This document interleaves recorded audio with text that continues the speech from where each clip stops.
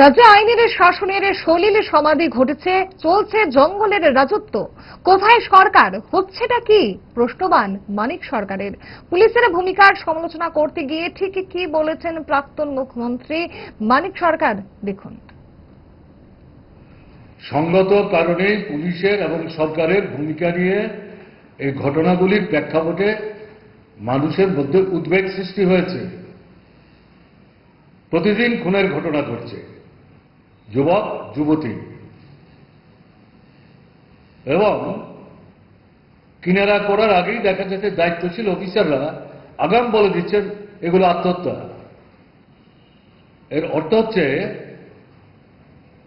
নিজেরা দায়িত্ব প্রতিপালনে যে ব্যর্থতা তাকে ঢেকে রাখবার জন্য পাশ কাটিয়ে যাওয়ার চেষ্টা করছে।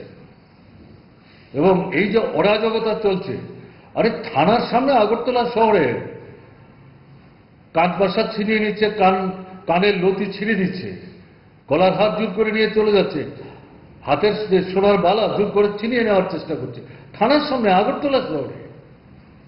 চুরি, ডাকাতি, রাহাজানি, এ তো নিত্যনৈমিত্তিক ঘটনায় পরিণত হয়েছে। আইন শৃঙ্খলা এ তো বহু আগেই তার সমাধি হয়ে গেছে।